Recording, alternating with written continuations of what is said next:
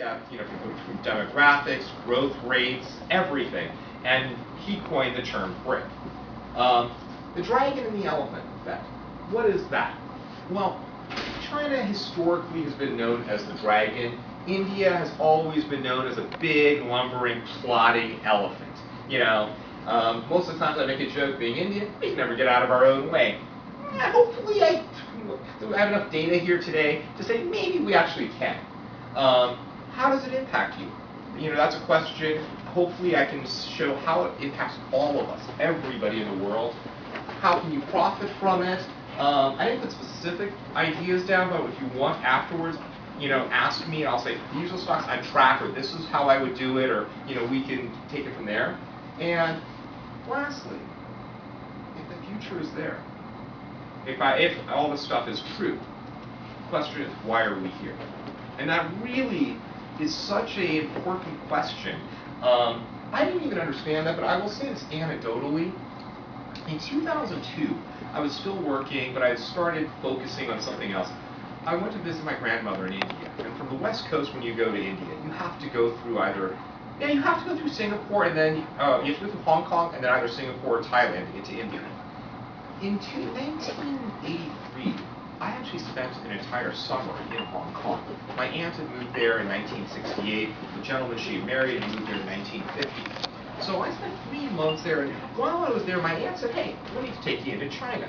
So those of you who are familiar with it know that it's, the southern area, the Guangzhou River Delta, I believe.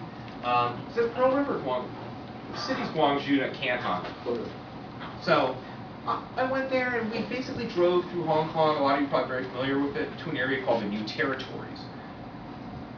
Winding roads, no big deal, kind of dirt roads. We finally get to the border. And mind you, 1983, the Soviet Union's still there. China's still perceived as a hardcore communist bloc. Eastern Bloc, this stuff means something. So I get to the border crossing.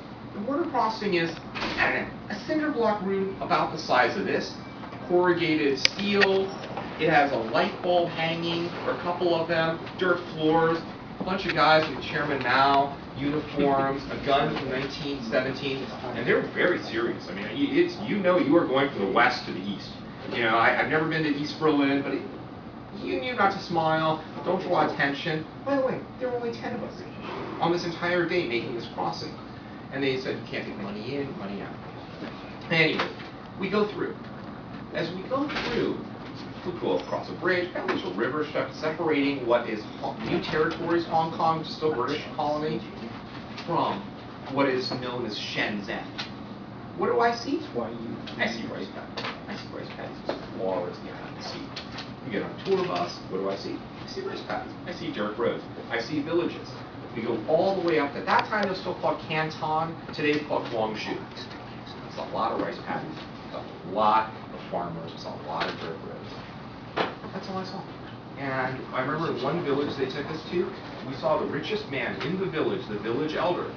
He had a 13-inch black and white TV, unfortunately.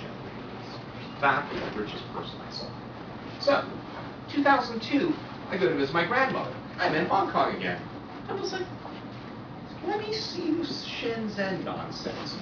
So now, from Hong Kong, downtown, there's a beautiful train that takes me right out. No more rinky-dinky dirt road, etc. Train takes me right there. The crossing, what used to be a room this size, is now, at least it seemed to me, the size of San Jose Airport. I saw 10,000 people in an hour crossing. I walk across, come out of it, walk up the same bridge. Last time I walked over the bridge into China, all I saw was rice paddies. What I saw when I walked up froze my mind. If you've seen the movie Blade Runner, it was Blade Runner.